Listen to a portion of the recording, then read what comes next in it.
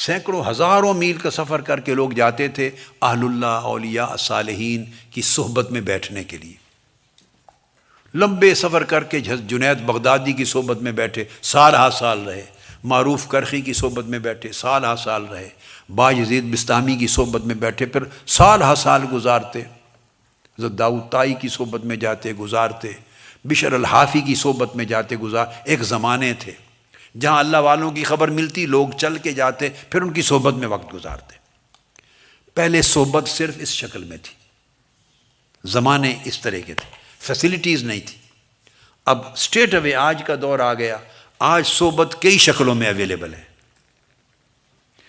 صحبت حصی بھی ہے، کیا فزیکل کمپنی بھی ہے اور اسپریچول کمپنی بھی ہے.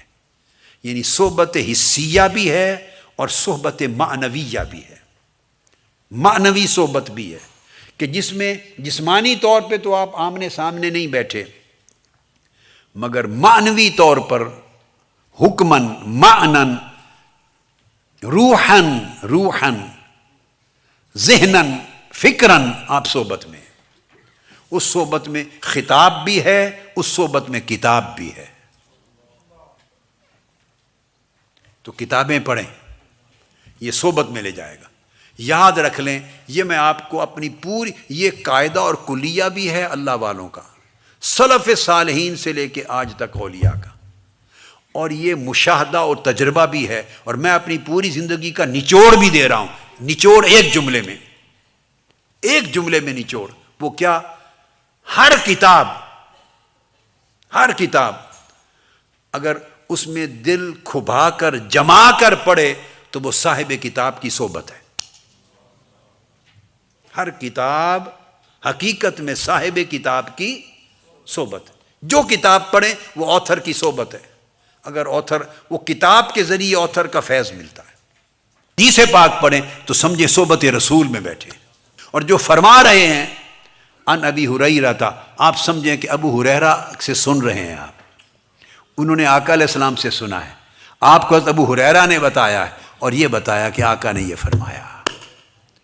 گویا آپ حضرت ابو ہریرہ کے ذریعے، عبداللہ ابن عمر کے ذریعے، عبداللہ ابن عباس کے ذریعے، عبداللہ ابن مسعود کے ذریعے، حضرت علی کے ذریعے، آپ انس ابن مالک کے ذریعے آقا علیہ السلام کا کلام گویا دل کے کانوں سے سن رہے ہیں. آنکھوں سے تو پڑھتے ہیں نا، مگر اب آج کے بعد تصور بدل لیں کہ ساتھ دل کے کانوں سے سن رہے ہیں. گویا آپ آقا کی مجلس میں بیٹھے ہیں، حضور کا فرمان سن رہے ہیں. اور اگر آپ ایسے ہوتے چلے جائیں تو آقا علیہ السلام کی آواز میں یہ معجزہ ہے کہ کوئی جہاں سے بھی بیٹھ کے حضور کا کلام سنے وہ سنائی دیتا ہے، مگر ہمارے کان بند ہیں. ایک دن آقا علیہ السلام خطاب فرما رہے تھے مسجد نبی میں، ممبر پر کچھ لوگ کھڑے تھے، خطاب فرما رہے تھے. آپ نے فرمایا بیٹھ جاؤ. دور مدینہ پاک میں دور کسی بستی میں ایک صحابی کا گھر تھا، وہ کھڑا تھا اپنے گھر کسی کام کے لیے، فوری بیٹھ گیا. وہ اس کے گھر والوں نے پوچھا کہ کیوں بیٹھ گئے؟ اس نے کہا آقا علیہ السلام نے فرمایا بیٹھ جاؤ. بعد میں اس نے خبر لی تو فرمایا عین اس وقت حضور نے مسجد نبوی میں کھڑے لوگوں کو کہا تھا بیٹھ جاؤ. تو آواز وہاں تک جاتی تھی. تو آپ کی آواز ہے جہاں بھی پہنچے، مگر ہمارے کان نہیں ہیں. سیدنا فاروق اعظم نے کہا یا ساریہ الجبل، اے ساریہ پہاڑ کی آڑ لے. وہ نہامند میں تھے، عراق کی طرف، آپ مدینہ میں تھے، انہوں نے سن لی. تو آوازیں ایسی ہوتی ہیں کہ آوازوں میں طاقت ہے، سننے والے کان نہیں ہیں. اسی طرح آنکھیں بھی ہوتی ہیں. اور کوئی اگر اس طرح آقا کی صحبت میں ان کی حدیث اور سنت کے ذریعے چلا جائے تو وہ حضور کی آواز سنتا ہے، اور صاحب کتاب وہ دیکھتے بھی ہیں. جیسے آقا علیہ السلام نے فرمایا کہ رکوع سجود کرتے ہوئے ٹھیک کیا کرو اور خشوع کے ساتھ. میں جس طرح آگے دیکھتا ہوں پیچھے بھی دیکھتا ہوں.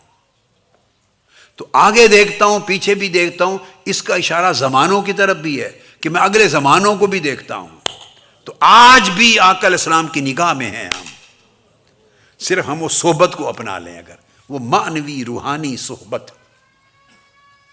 شیخ اکبر کہتے ہیں جیسے آقا نے فرمایا فیض ملتا ہے، اولیاء کو بھی فیض ملتا ہے بیٹے.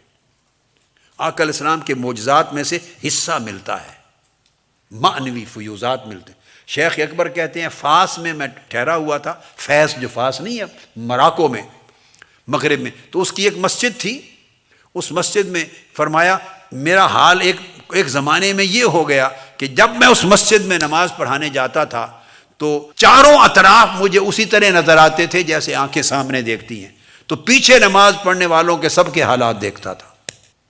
کئی ایسے ہوتے ہیں، لیکن پھر اللہ پاک بہتری کر کے ان پر چھپا دیتا ہے کہ ایسا کرنے لگے تو نظام میں زندگی درم برم ہو جاتا ہے۔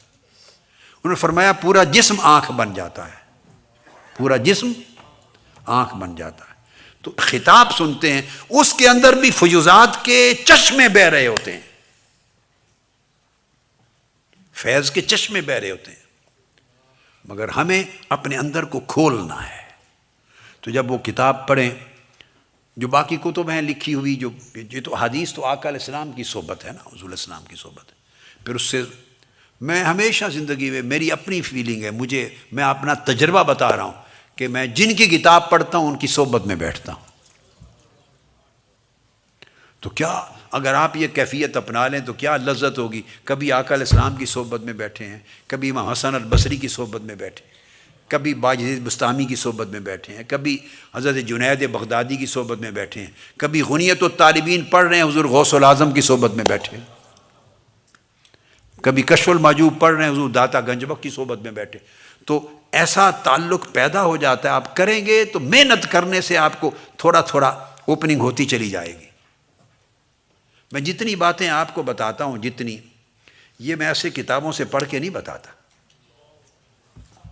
آپ یقین رکھیں، ایسے کتابی باتیں نہیں بتاتا، جو ٹیسٹڈ نہ ہوں، ویریفائڈ نہ ہوں، وہ میں نہیں بتاتا۔ تو یہ چیزیں نصیب ہوتی ہیں، آپ کتاب کی صحبت میں جائیں، صاحب کتاب کے ذریعے کتاب کی صحبت میں جائیں، اور خطاب کے ذریعے صاحب خطاب کی صحبت میں جائیں بیٹھے۔ روزانہ آج یہ زمانہ یہ صحبت ہو گئی، معنوی صحبت، ہر روز 15 منٹ 20 منٹ آدھا گھنٹہ جتنا ٹائم ہو لازم کر لیں کہ سونا نہیں ہے، 15 منٹ ہی اپنا کمپیوٹر آن کریں، آن لائن کوئی خطاب نکالیں، اعتکاف کے خطابات میں سے نکالیں، تصوف کے خطابات نکالیں، روحانی خطابات نکالیں، کوئی چیز نکالیں، آن کریں، اس میں دیکھیں بھی اور سنیں بھی۔ یہ آپ کی زیارت بھی ہے، آپ کی صحبت بھی ہے، اور استفادہ علمی بھی ہے۔ ہر روز 15-20 منٹ صحبت میں بیٹھے۔ اب وہ دور گزر گئے جب سفر کر کے فزیکلی جائیں گے تو صحبت ہوگی، آپ ہر روز یہ عمل کر کے دیکھیں، کئی مہینے جب گزر جائیں گے، ہر روز بلا ناغہ کرتے کرتے آپ کو فیلنگ ہوگی کہ آپ ایکچول صحبت میں ہیں۔ یہ صحبت ہے، ہم اس کو آزماتے نہیں ہیں۔ ہر روز ایک معمول بنائے، تھوڑا ٹائم، اس سے علمی استفادہ بھی ہو جاتا ہے۔ تو صحبت کے طریقے ہیں، پھر اس کے بعد فکر اور ذہن کو ایک طرف لگانا، فکری اور ذہنی صحبت بھی ہوتی ہے۔ اٹیچمنٹ اگر آپ کی درست ہو، مشن کے ساتھ اٹیچمنٹ درست ہو، اس مرکز فیض کے ساتھ جہاں سے ملنا ہے، اس میں ذہنی انتشار نہ ہو، تو اس بعد کے باوجود بھی صحبت ملتی ہے۔